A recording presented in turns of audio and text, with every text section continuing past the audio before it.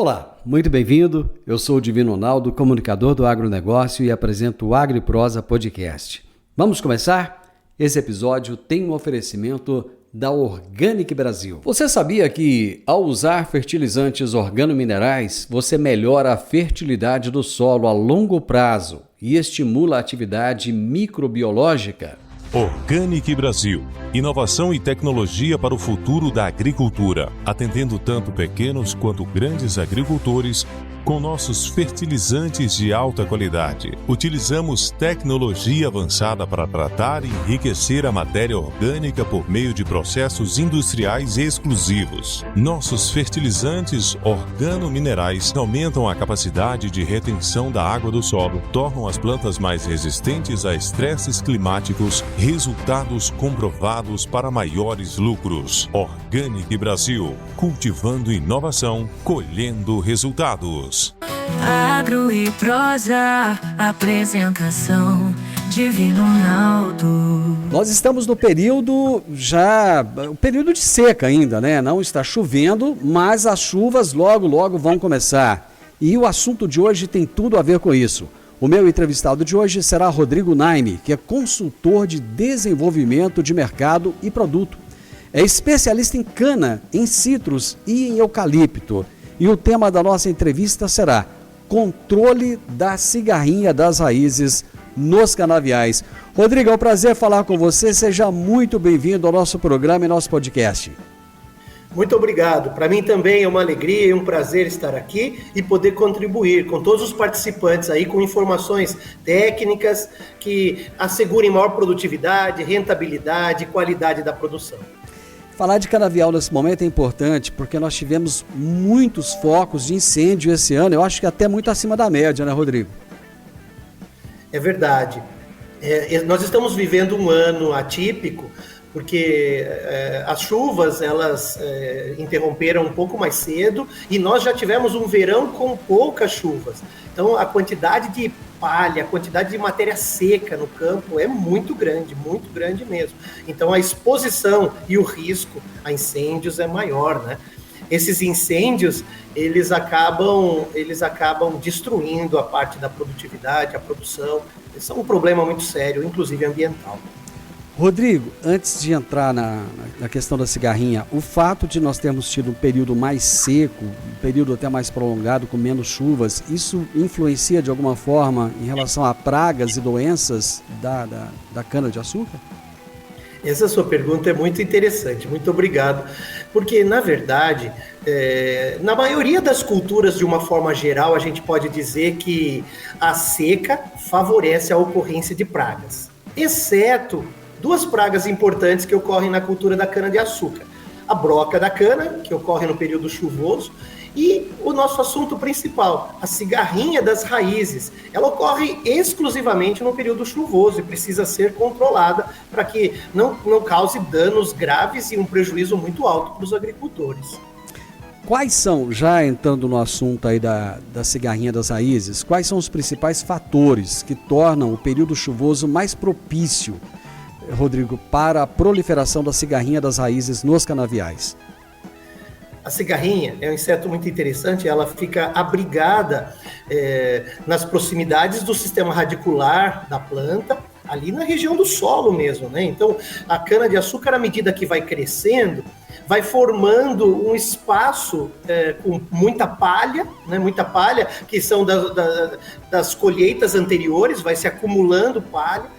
E essa palha, somado ao período chuvoso que eu tenho chuva, eu elevo o nível de umidade no meu solo e nessa palhada. Eu crio um microclima, que é ideal para a cigarrinha, ela precisa dessa umidade.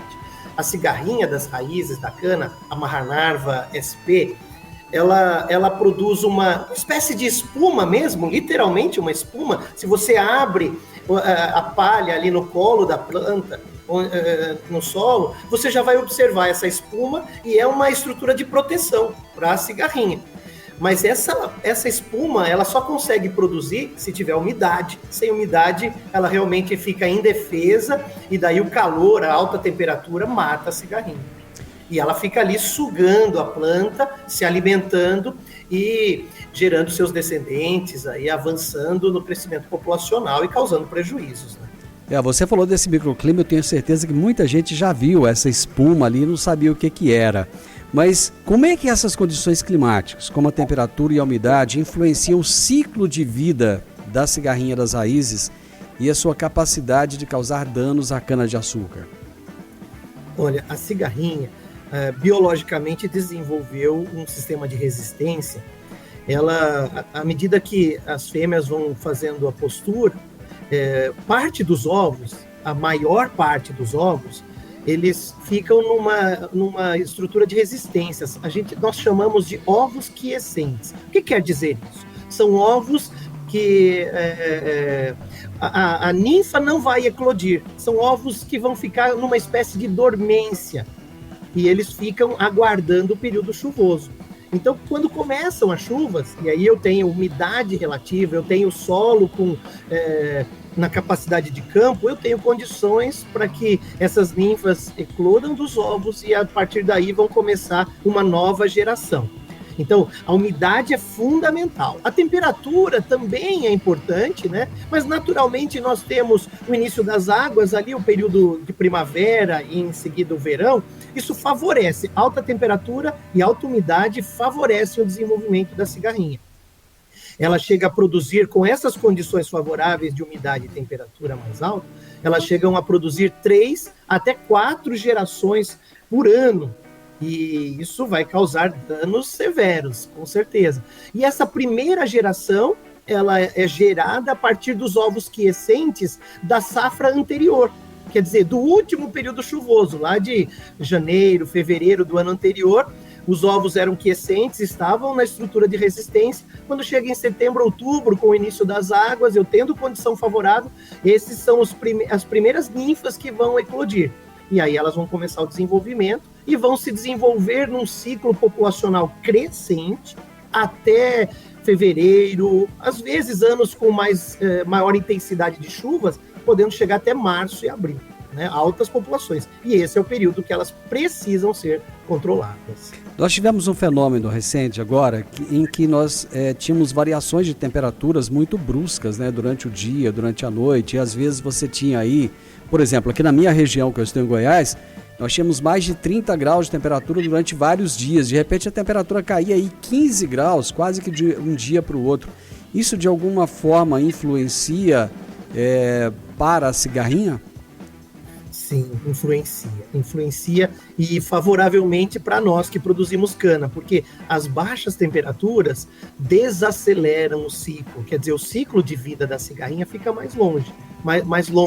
Nós estamos falando aí de um período maior de ovos, de ninfa, de adultos, e esse período mais longo vai proporcionar uma maior facilidade de controle, menor dano, né, menor nível de dano daí à cultura. E são as temperaturas mais amenas, né? Então, mesmo que eu tenha um dia muito quente, as noites mais frias vão desfavorecer a cigarrinha.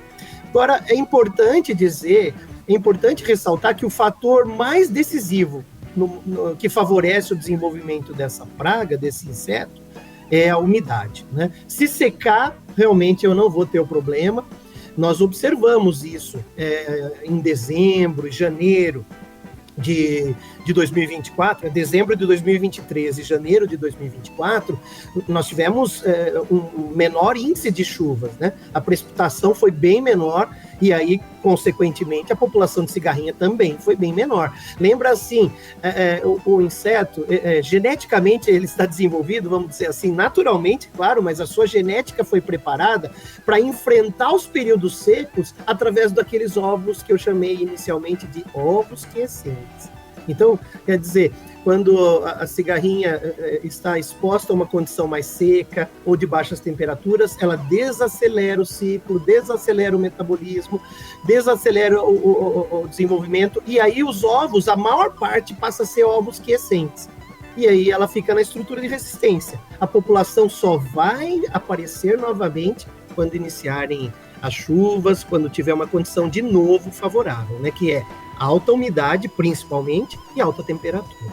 Bom, há uma palhada que fica ali no solo. Como é que o manejo da palhada deixada do solo após a colheita da cana crua pode influenciar essa proliferação da cigarrinha? Isso é muito interessante. Veja que nós cultivamos cana-de-açúcar no Brasil por mais de 100 anos, né? Bem mais de 100 anos, desde o descobrimento. E a cultura teve uma grande importância aí há cerca de 150, 100 anos atrás. No entanto, cigarrinha nunca foi uma praga muito importante, né? Ela estava presente, mas não tão importante como é hoje. O que acontece é que quando adotamos a colheita mecanizada tem uma característica, ela acaba deixando toda aquela quantidade de biomassa, aquela quantidade de palha produzida pela planta, ela deixa sobre o solo. Então, imagine você e todos que estão aqui nos ouvindo, que chega a conter cerca de 20 toneladas de palha por hectare numa área aí de terceiro ou quarto corte de cana-de-açúcar, né? Muita palha. É uma camada bastante espessa e essa camada, ela mantém o microclima sobre o solo, quer dizer, aquela umidade alta e temperatura alta que a cigarrinha precisa. E isso favorece muito. Na verdade, quando a gente não tem palha sobre o solo, você vai ter uma pressão menor. Você me perguntou inicialmente da questão dos incêndios, né? Os incêndios, infelizmente, são algo terrível. Nós não queremos que aconteçam jamais. Mas quando a palha é reduzida, isso desfavorece o desenvolvimento da cigarrinha, né? Se eu posso falar em algum ponto benéfico, é esse, que eu reduzo a palha e, portanto, reduzo os níveis populacionais desta praga, deste incêndio. Nem tudo é totalmente bom e nem tudo é totalmente mal, né, Rodrigo? É verdade, é verdade. Rodrigo, quais são os principais sintomas de ataque da cigarrinha das raízes que os produtores devem monitorar durante esse período chuvoso? O monitoramento fundamental que vai definir a aplicação é o monitoramento das ninfas, da presença da ninfa. E como que é feito isso? Quer dizer, o produtor deve entrar na área de cana e ele vai fazer alguns pontos, uma amostragem, alguns pontos ao acaso dentro da área, e ele vai medir 1 metro ou 2 metros lineares de uma linha de cana, vai abrir aquela palha e vai contar o número de ninfas que ele encontra. Não é difícil, é bem fácil observar isso, porque vai encontrar a presença da espuminha ali próxima da raiz onde está a ninfa. Então, aí a questão é assim, se ele encontrar de 1 até 7 ninfas por metro linear, ele precisa aplicar. Quando será 1 e quando será 7, né, vai depender da variedade. Existem variedades que você precisa trabalhar com um nível de controle um pouco mais ajustado, que eu estou falando de 1 ou 2 cigarrinhas, ninfas de cigarrinha por metro. E se eu estiver trabalhando com uma variedade mais tolerante, né, então eu vou poder trabalhar com um nível mais alto, com 7 ninfas. Esse é o primeiro fator. Se ele encontrou o nível de controle, né, de 1 a 7 ninfas por metro linear da cana, ele precisa aplicar. Agora, ele também pode observar outras coisas. Ele pode observar, por exemplo, na cultura, quando a ninfa está sugando a planta, é claro, ela está a água, nutrientes que a planta está extraindo do solo e translocando para a parte aérea, que vão se transformar no açúcar, na sacarose que a gente deseja, e isso vai estar sendo roubado pela ninfa, pela cigarrinha. E ela rouba em grandes quantidades.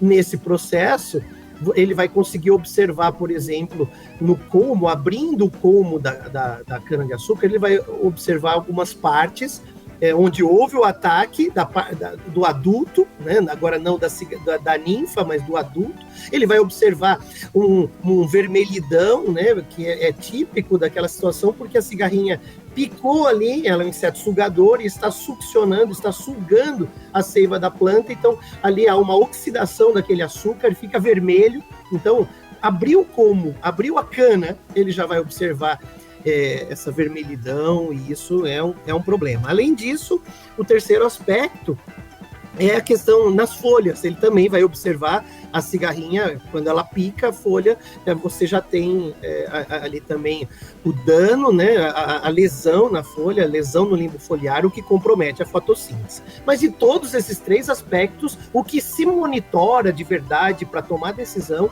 são o número de ninfas por metro linear na cana. Esse é o fator decisivo. É com base nisso que se toma a decisão da aplicação.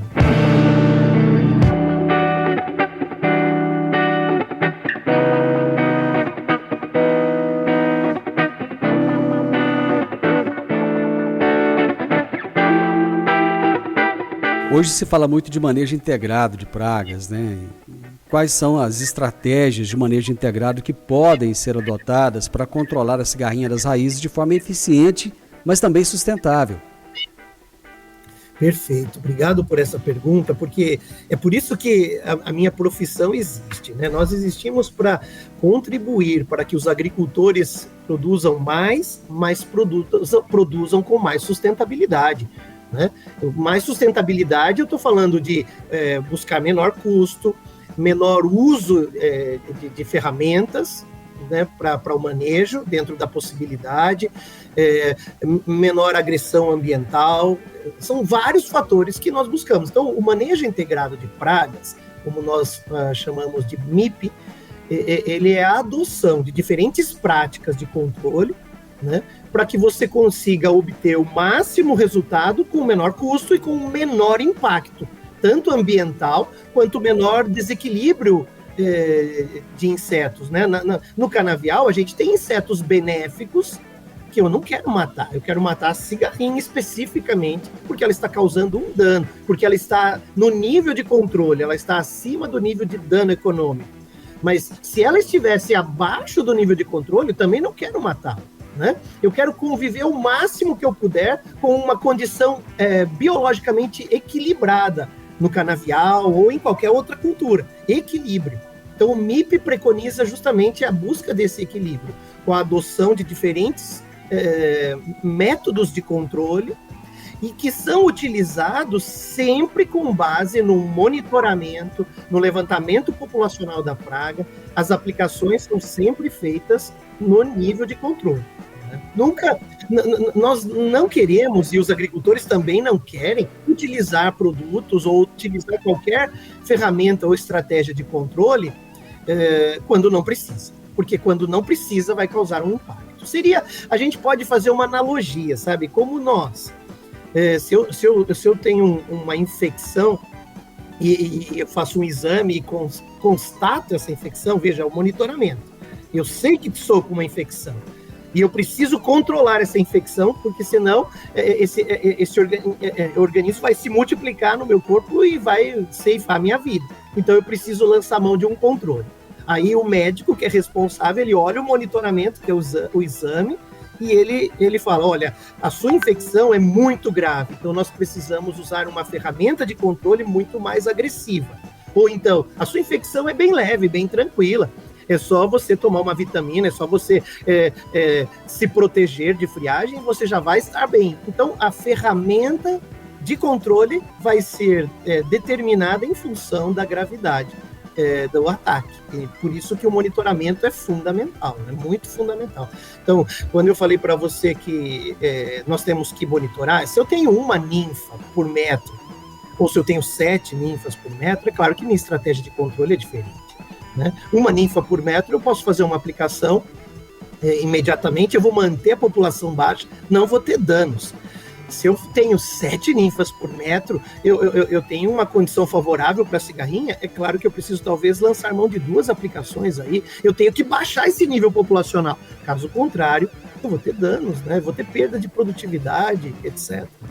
Mas você falou, talvez, da necessidade de aumentar a quantidade de aplicações e a rotação dos inseticidas com diferentes modos de ação. Ela pode ajudar a prevenir o desenvolvimento da resistência da cigarrinha, por exemplo, a esses produtos que são aplicados, Rodrigo? Perfeito, com certeza. Então, antes eu vou falar da rotação de produtos e vou falar também um pouquinho da rotação de métodos de controle.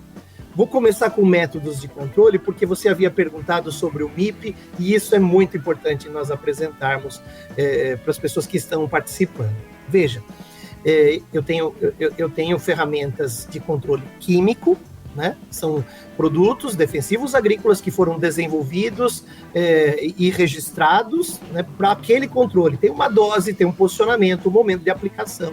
Eles vão ter uma ação mais rápida. E eu tenho também o controle biológico. O controle biológico é muito importante, é tão importante quanto o controle químico. E ele é mais uma ferramenta, né? Inclusive de manejo de resistência. Então, existem fungos entomopatogênicos que vão contribuir nesse controle, e aí são fundamentais. O controle biológico vai junto com o controle químico, ele também tem a sua importância. Agora, falando de controle químico, nós também precisamos rotacionar o controle químico. Então, nós temos alguns grupos de mecanismos de ação de produtos químicos para matar cigarrinho. Se eu usar sempre o mesmo mecanismo de ação, isto é, a mesma forma para eliminar a praga, é claro que eu vou começar a selecionar, né? Eu vou começar a selecionar indivíduos que são tolerantes a esse mecanismo. Então, existem o grupo dos neonicotinoides. Eles são muito utilizados no manejo de cigarrinho. Se eu apenas lançar a mão dos neonicotinoides, eles mimetizam, os neonicotinoides, eles mimetizam a acetilcolina, então, que faz a passagem do impulso nervoso entre uma célula nervosa e outra, pela sinapse, né? Há um espaço entre as duas células e a passagem do impulso elétrico para que haja a movimentação do inseto é feita pela acetilcolina. Os neonicotinoides inibem a acetilcolina. Só que se eu apenas utilizar essa ferramenta, haverão indivíduos que não vão morrer. Eles são mais tolerantes. E aí, com uma sequência de aplicações iguais, eu vou selecionar só esses indivíduos. E eles vão começar a se reproduzir na população. Daqui a pouco, nós temos uma população predominantemente daqueles insetos resistentes. E isso é muito grave, né? Porque você pode destruir uma ferramenta tão importante de manejo. Então, o que deve ser feito? Você precisa rotacionar mecanismos de ação.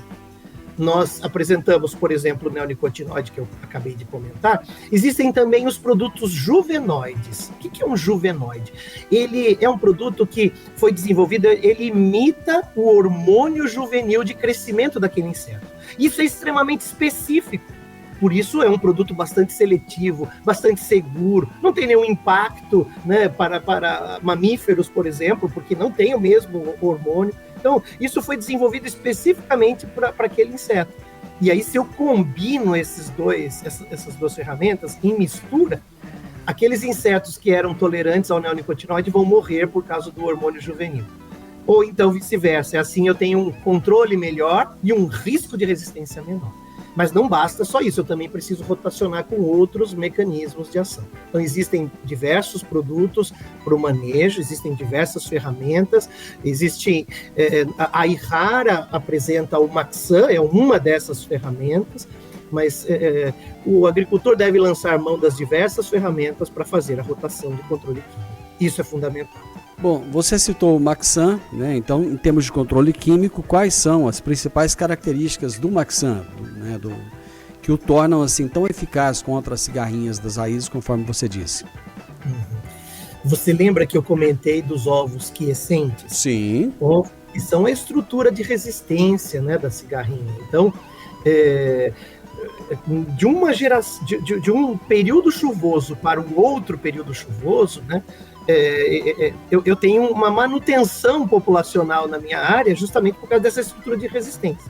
A proposta do Maxan é justamente essa, quer dizer, nós combinamos dois mecanismos de ação diferentes num mesmo produto, sendo que um mecanismo de ação vai matar as ninfas e os adultos.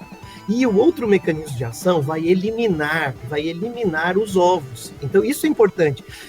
Ele vai eliminar tanto ovos que já são daquela geração e que daqui a pouquinho a ninfa vai eclodir, mas eles também vão eliminar os ovos quiescentes. Então, a tendência com este tipo de manejo é você ir reduzindo o nível populacional para as próximas safras. o que permite daí um controle mais equilibrado, um controle com resultados melhores e impactos menores. O Maxan também é bastante seletivo a inimigos naturais, bastante seletivo, pode ser aplicado, inclusive com fungos que vão ter um controle. É um produto bastante completo, de longo residual. Residual é importante porque eu não posso fazer inúmeras aplicações em função do crescimento da cana. A cana-de-açúcar, ela é mais sensível à cigarrinha quando ela está pequena, ali com menos de 50 centímetros de altura, e iniciou o período chuvoso. Quando vai acontecer isso? Vai acontecer com as canas que foram colhidas no período seco, em junho, julho, agosto, agora, né? As canas que nós estamos colhendo nesse período, que a safra começa desde abril, mas as canas que eu estou colhendo agora, elas vão estar pequenas ainda no início do período chuvoso, seja lá em setembro ou outubro, ou aí em Goiás, como você comentou, em novembro, que as chuvas começam um pouquinho mais tarde. Então, essas canas vão estar pequenas, vão estar muito suscetíveis. Aí eu faço a aplicação do inseticida com barra, né, com um pingente adaptado na barra de aplicação, e ele é direcionado ao colo da planta, justamente aquela região próxima das raízes onde a cigarrinha está. E aí é importante esse tipo de aplicação. Mas depois a cana vai crescer, porque vai continuar chovendo, e quando eu chegar em dezembro, a cana vai estar grande. E aí eu preciso que o produto, que o inseticida, tenha um residual por todo esse período, né, para que eu não tenha um surto populacional. A segunda aplicação nas áreas que são necessárias, o produtor só vai saber com o monitoramento que nós já comentamos, né? Ele vai fazer lá em final de dezembro, início de janeiro, né? Mais comum em janeiro.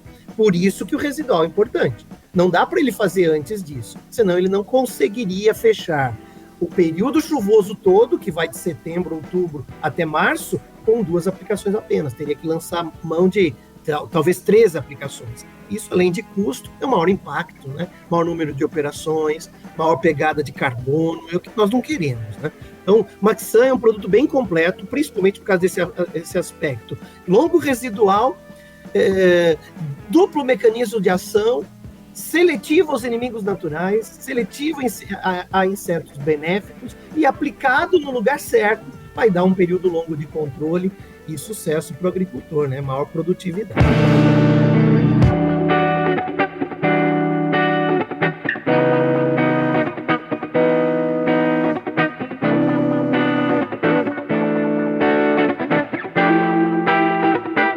Eu imagino que aplicar na época da chuva não deve ser muito fácil, né? Deve ter uma série de desafios. Eu gostaria de saber quais são esses desafios enfrentados pelos produtores ao utilizar inseticidas durante o período chuvoso. Muito bem lembrado. Realmente, no período chuvoso, os produtos químicos que são aplicados estarão mais expostos a uma série de intempéries. Então, um ponto muito importante é a lixiviação. Lixiviação é a capacidade do inseticida descer no perfil do solo. Eu não quero que ele desça, não quero que ele se movimente, eu quero que ele fique ali na região das raízes, seja absorvido pela planta e controle o inseto. E depois do período de controle que ele precisa entregar, que ele desapareça. Esse é o nosso grande objetivo. Então, para isso, algumas características físico-químicas são muito importantes, né? Nós estamos falando do Maxan, então vou usá-lo como exemplo. Ele tem um produto que é altamente sistêmico e ele é rapidamente absorvido pelo sistema radicular da cana. Por isso ele é aplicado, direcionado ao colo da planta, através do pingente, né? Então, nós chamamos essa aplicação de aplicação em jato dirigido 70-30. 70% cai sobre o solo e 30% cai no colo da planta. E aí esse produto é rapidamente absorvido pelo sistema radicular, e aí então vai translocar pela planta. O produto que sobe para a parte aérea vai eliminar os adultos, a cigarrinha adulta, que vai lá picar a folha, ela vai sugar o produto e vai morrer. E no sistema radicular, as ninfas, né, que estão succionando, estão sugando a planta, também vão ser eliminadas. Agora, o produto tem que ser adequado para isso, porque se ele não for rapidamente absorvido, ele poderia se perder. Esse é um desafio da aplicação no período chuvoso, esse é um grande desafio. Outro desafio é que o período chuvoso faz com que a cana cresça rápido. E esse crescimento chega a um ponto que há uma limitação de aplicação, né? Então, por exemplo, quando a cana tem 2 metros de altura, você não consegue mais aplicar com equipamentos tratorizados, com equipamentos terrestres. Aí tem que lançar mão ou de uma aplicação de drone ou de um avião. Então, são grandes os desafios, né? São grandes os desafios. No período seco, também há desafios, sabe? Eu costumo dizer que aquilo que é vantagem no momento pode ser desvantagem no outro momento. Então, no período seco, aí você tem uma baixa umidade do ar, você tem que trabalhar com gotas mais grossas para que aquele produto atinja o alvo e não se perca na forma de deriva. Então, são desafios, né, que nós temos que enfrentar. E você falando de desafios, nós temos aí a questão das mudanças climáticas, né? Que o tempo todo a gente percebe que isso tem acontecido, mas existe uma evolução das práticas agrícolas. Quais são as perspectivas futuras para o controle da cigarrinha das raízes? Essa pergunta é muito importante, obrigado pelo desafio até para mim, né? Realmente nós vemos claramente mudanças significativas nas condições climáticas. Então, eu trabalho também com citros e a cultura dos citros é muito mais sensível. E a gente vê, por exemplo, que há 10 anos atrás não se pensava, pessoas eram bem reticentes a instalar um sistema de irrigação. E hoje, praticamente, todos os plantios novos já vêm adotando um sistema de irrigação, porque senão não consegue produzir bem.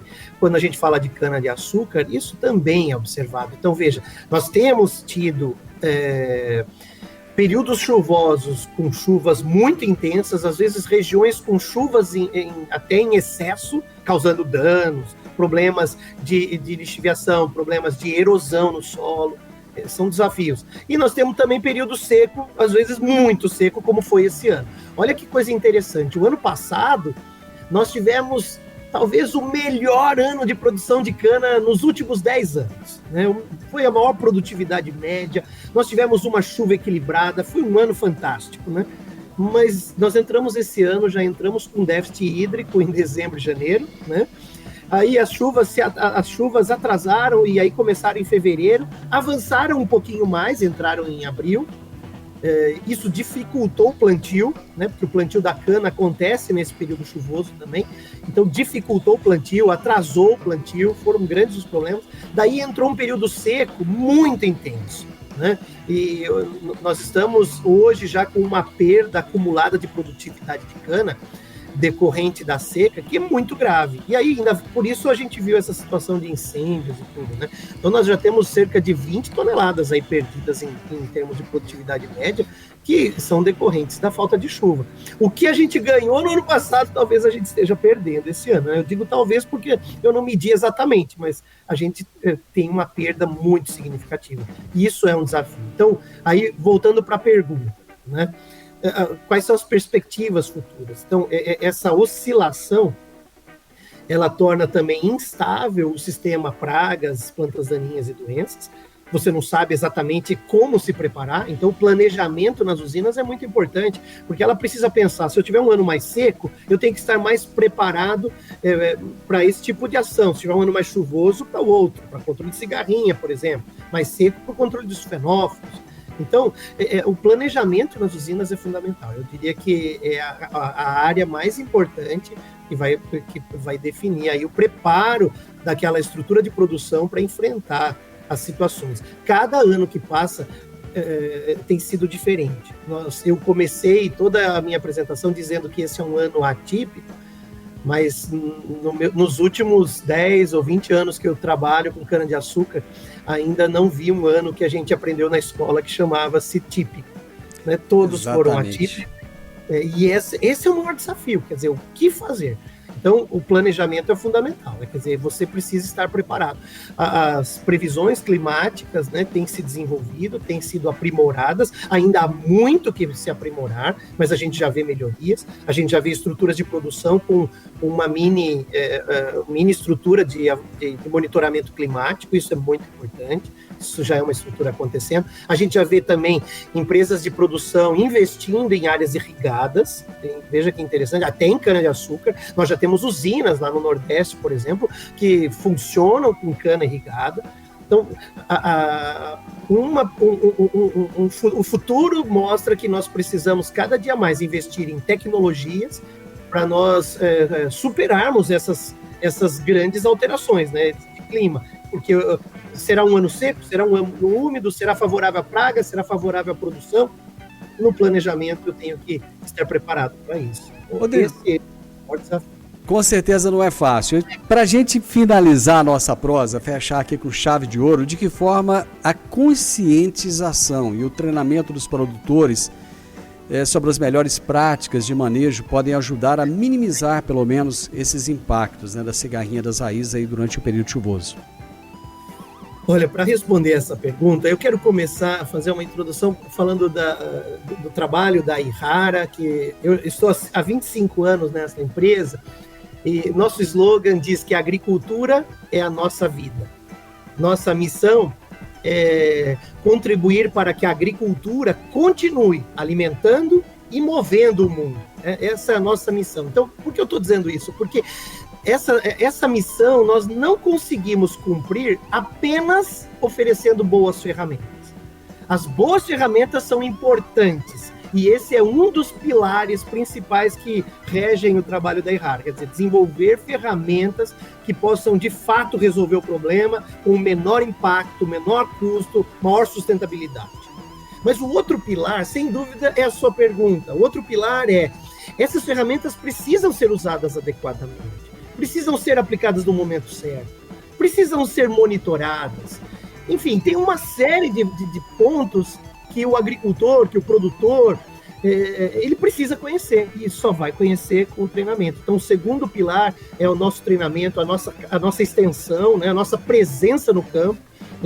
Nós temos até um KPI, né, uma meta interna para todos os funcionários que nós precisamos estar predominantemente no campo. Mais de 70% do nosso tempo tem que ser no campo, junto com os agricultores, fazendo treinamento, fazendo extensão, orientando, posicionando o produto, demonstrando a eficácia. Muitas vezes a gente monta uma espécie de pequenos experimentos demonstrativos que eles não servem para a gente descobrir alguma coisa, eles servem para a gente ensinar o produtor. Né? Então, o treinamento para o produtor não é apenas teórico, não é apenas numa palestra ou numa sala de aula. É um treinamento também no campo. Nós vamos junto com ele, vamos olhar, vamos levantar praga. Esse monitoramento que eu falei, o levantamento de cigarrinha, muitas vezes nós vamos junto com ele, vamos abrir, vamos fazer, deixa eu explicar a metodologia, deixa eu demonstrar a metodologia, aí voltamos no escritório, fazemos na planilha o quanto deu o levantamento, auxiliamos o agricultor a tomar a decisão, olha, nesse momento é melhor usar tal ferramenta ou tal ferramenta. Então, o treinamento é fundamental. As ferramentas não trabalham sozinhas. Elas precisam do nosso trabalho de treinamento, de capacitação, de orientação, de posicionamento, para que sejam usadas corretamente e assim o produtor alcance o máximo potencial da produção dele. Né? O nosso foco é isso. Nosso foco, a nossa razão de existência são os agricultores. Nós queremos que eles tenham sucesso na atividade, altas produtividades, rentabilidade, e a gente quer efetivamente contribuir com isso. Isso é o nosso maior produto.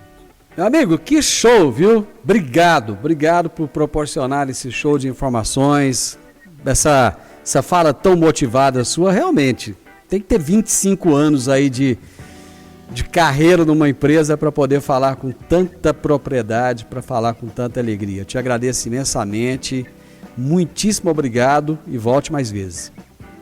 Muito obrigado. Também agradeço a você, agradeço a todos pela oportunidade. Contem comigo sempre.